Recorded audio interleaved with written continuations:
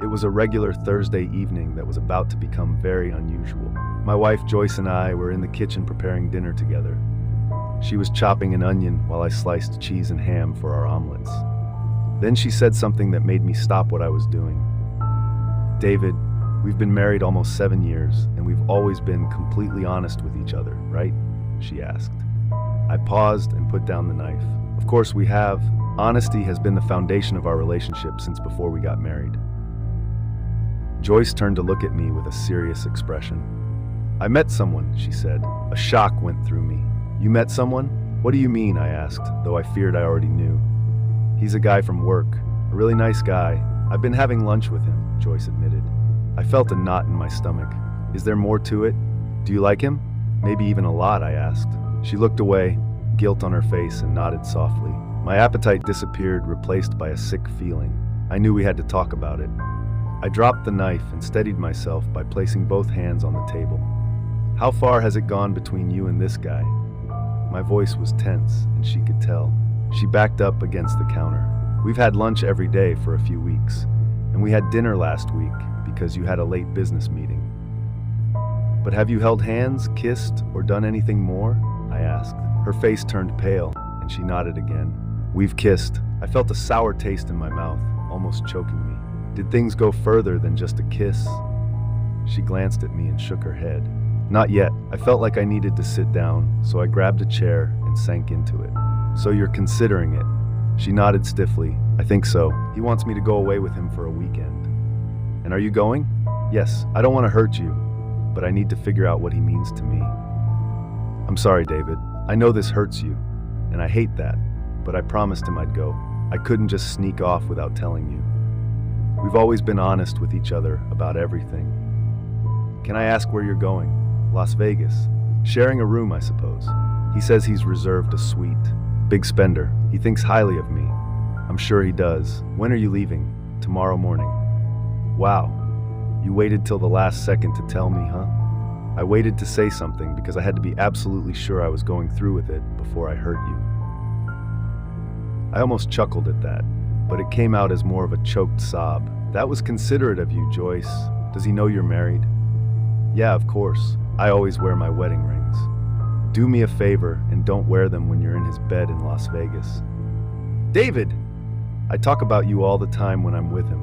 I'm sure you've had plenty of nice things to say about me to him. Like I'm a nice guy, just like him. But maybe you've also mentioned I'm a bit dull in bed, not the best provider, and I tend to leave toenail clippings on the carpet, among other little flaws that have pushed you away. I've never said anything negative about you, David. He knows I love you, but apparently not enough to keep you from going away with him for a whole weekend. You love me, but maybe you're not in love with me. Is that it? No, I don't know.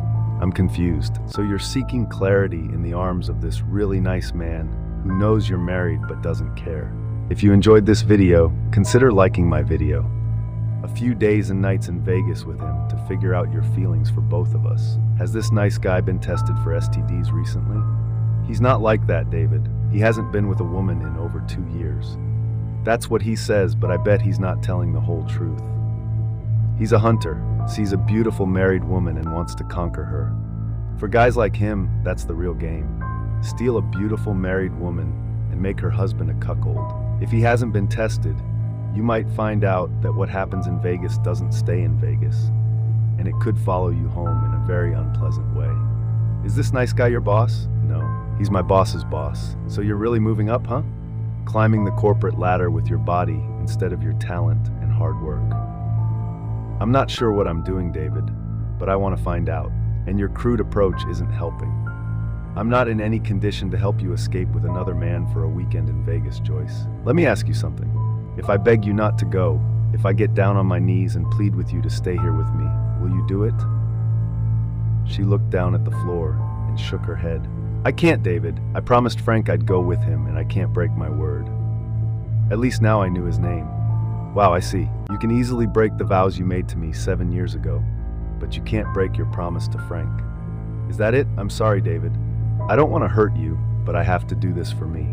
Don't miss out on the journey to 1,000 subscribers. Hit that subscribe button now and be part of something big before everyone else. Please try to understand.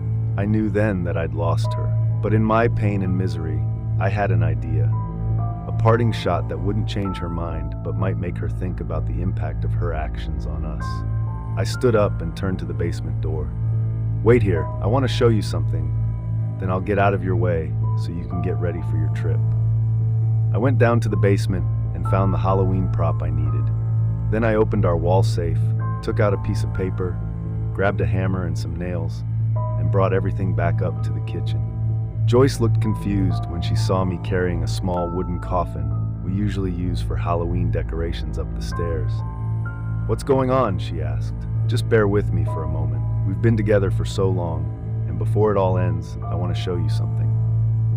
I placed the 3-foot wooden coffin on the kitchen table and moved the sandwich fixings I had been using onto the floor. "This is a coffin. Well, it's a cheap Halloween prop, but still, it's a coffin. Here's the lid, and here's a hammer and some nails." Her expression turned uneasy as I showed her the hammer. "And this," I said, holding up the paper I retrieved from the wall safe, "is our marriage license." I opened the lid of the coffin, placed our wedding license inside, and closed it. "David, what in the world are you doing?" "Put our marriage license back where you found it," Joyce said, her voice rising in alarm. "Why, Joyce? It doesn't hold any significance anymore. It belongs here inside the coffin, ready for its burial." She started tearing up. "What are you talking about, David? It's proof that we're married." "Which won't be true anymore once you walk out that door to be with Frank tomorrow," I said. Now she was getting frantic. "You don't know that, David." "I don't know that?" "Ah, yes, Joyce, I'm well aware. Your choice is to run off with Frank. Mine, well, I choose divorce." I paused. "Our marriage license is right where it belongs, inside this coffin." I grabbed a nail and positioned it on the coffin lid, driving it through with a loud thud that made Joyce jump. "That's the first nail, symbolizing all those lunches and dinners you enjoyed with Frank," I said, adding another nail to a corner. "And here's the second, representing those passionate kisses you shared with him." I continued as her mouth trembled, watching me. I drove the third nail into another corner. "This nail represents your agreement to go away with Frank, the really nice guy, to Vegas for the weekend." I held up the final nail and positioned it at the last corner of the coffin. With one firm hit, I began driving it into the wood. "That's the fourth nail, Joyce. You've heard the expression, the final nail in the coffin. It seals things for eternity, solidifying the fate of whoever or whatever is inside. Our marriage is in that coffin, Joyce. When you leave for Las Vegas with Frank tomorrow morning, that last nail will seal it, ending our life together irreconcilably and irrevocably." "You can't mean that, David. You can't throw us away over one mistake."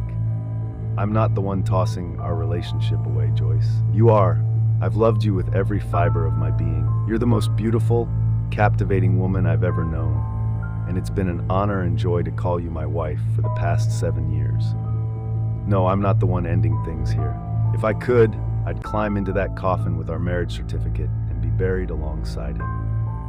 Just to satisfy my curiosity and twist the knife a bit deeper, I asked, "If I checked the luggage you're packing, would I find some lingerie and maybe a negligee you bought just for this occasion?" Joyce didn't answer, but her tears and expression said it all. "That's what I thought. I'm leaving now. I don't want to witness your final act of betrayal. I'll come back to get what I need for the next couple of weeks after you've left with Frank. While you're in Vegas, though I suspect you'll be too busy with Frank to think of anything else, you might want to consider what items in the house you'd like to keep.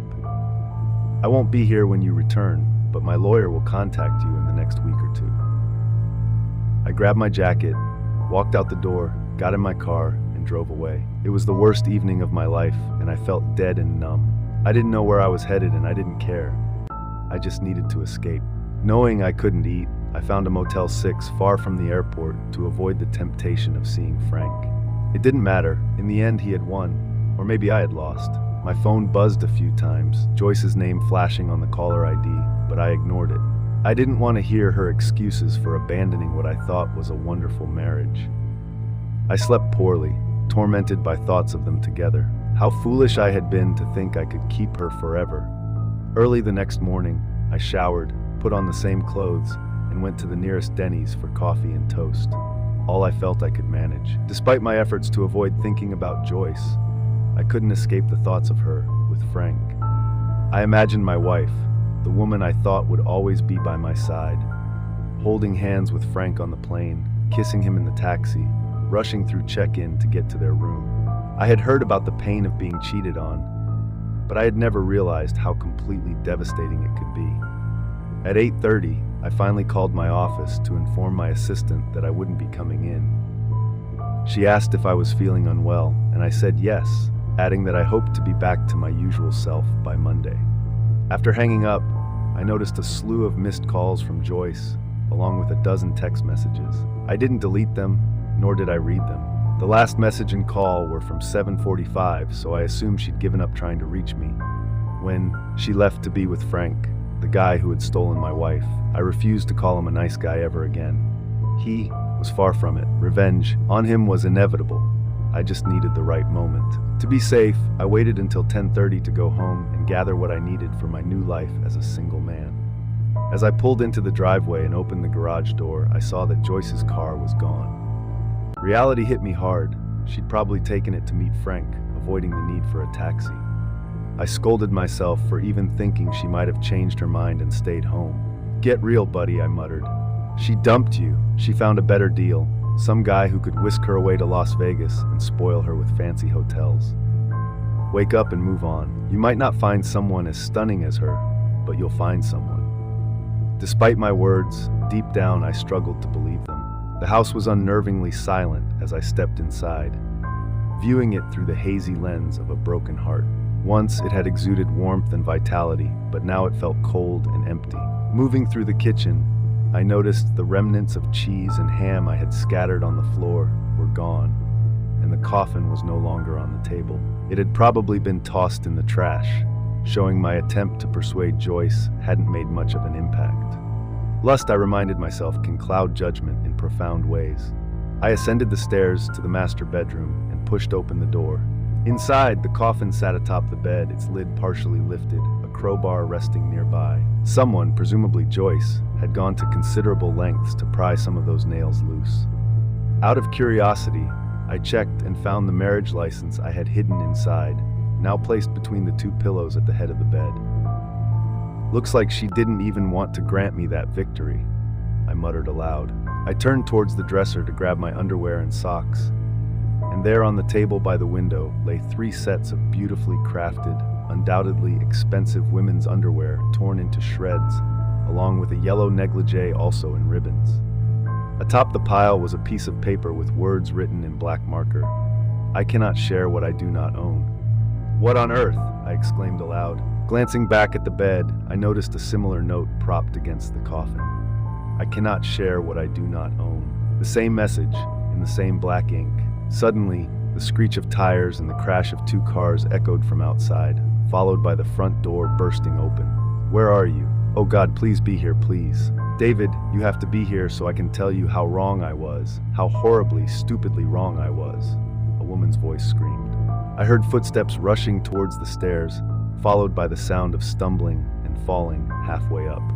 She was sobbing uncontrollably, and when she saw me standing at the top of the landing, she reached out her arms and began to crawl towards me. In all our 7 years of marriage and 2 years of dating before that, I had never seen her in such a state.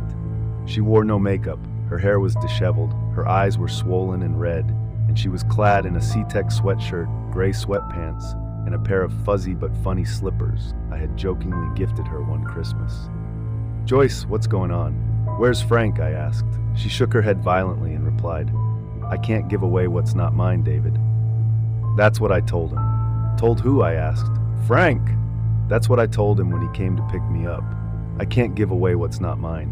I was dressed just like this. He asked why I wasn't ready to go to Las Vegas with him, and I repeated that I couldn't give away what's not mine. He said, "What the hell does that mean?" And I told him I couldn't go anywhere with him, would never go with him, would never speak to him again because I don't belong to him. My body belongs only to my husband, and I will never share it with anyone else. She continued her slow crawl up the stairs towards me. "He called me names, David.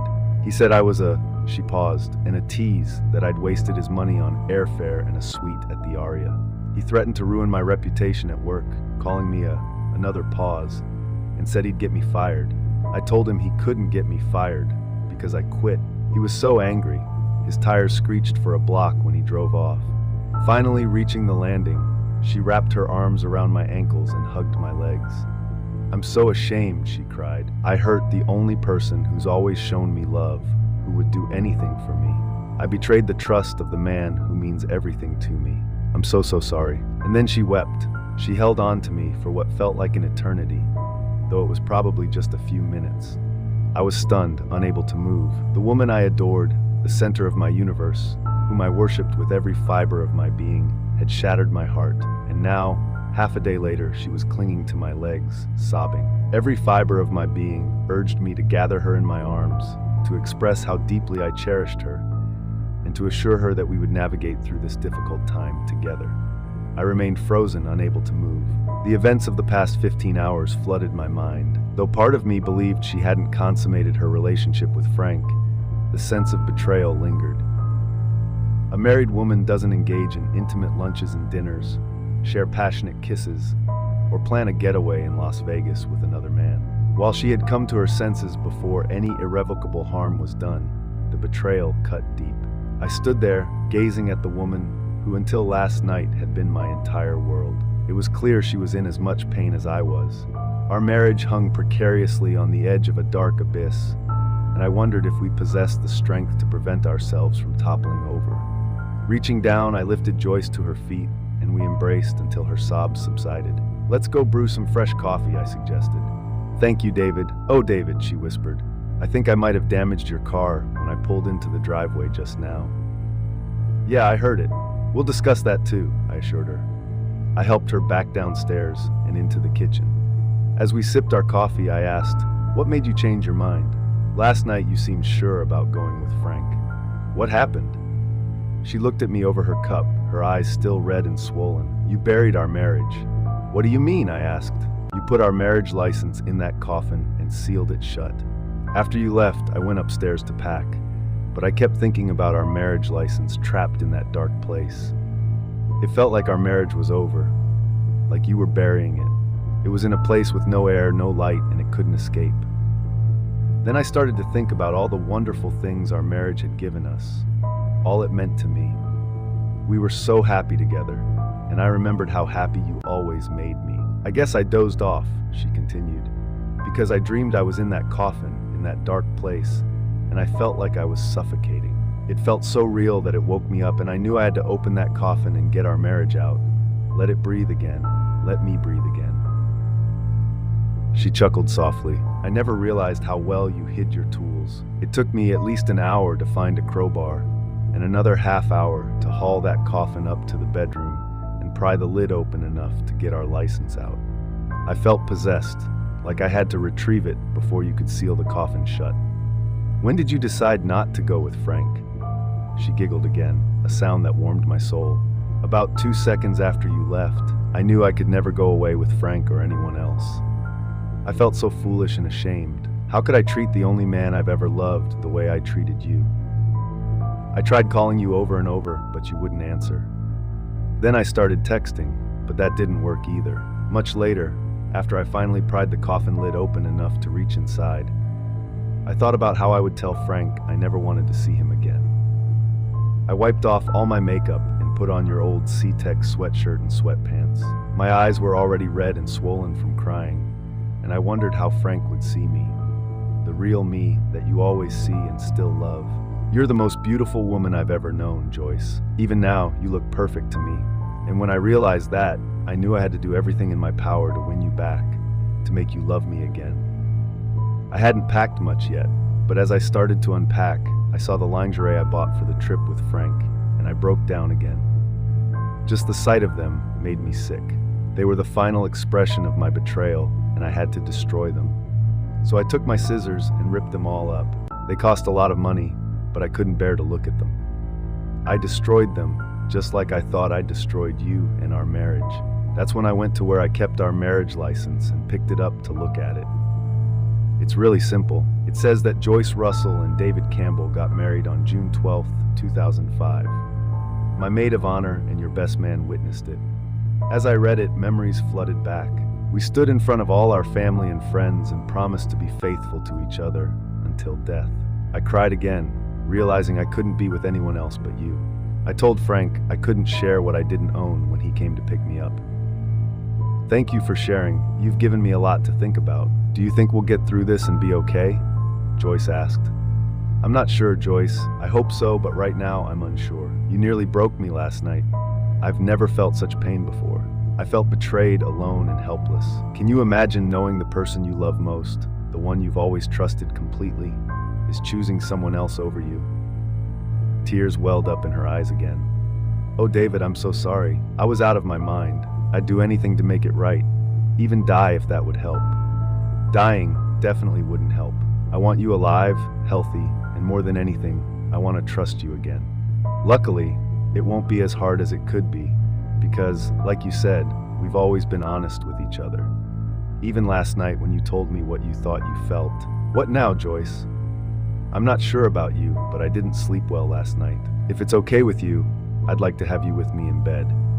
It might be too soon for that. We don't have to do anything, David. I just want to feel you next to me, where only you belong, she said, her dark eyes pleading earnestly. I couldn't resist her plea. Okay, but no funny business, Joyce. I'm still upset with you, I replied firmly. A small smile tugged at the corners of her mouth. Anything you say, darling, she replied, crossing her heart. She took my arm and led me upstairs to her room. Absolutely no funny business. For a couple of months, things were uncertain. No matter how hard I tried, there were times when that night would haunt me, leaving me in a bad mood. Joyce seemed to notice those times and would shower me with love until she was the only thing on my mind. Eventually, she quit her job. When her boss in HR asked why, she told them about Frank. Though embarrassed, she needed to get it off her chest. Not surprisingly, HR informed her that Frank, the seemingly nice guy, had 3 harassment complaints against him. In short, he lost his job and references. Joyce was allowed to keep her job and even received a substantial sum of money in exchange for not suing the company. She stayed at her job for about 6 months, and during that time, we found out we were going to be parents. Life moves forward. Sometimes you have to give someone a second chance to make things right, even though many people would disagree with me.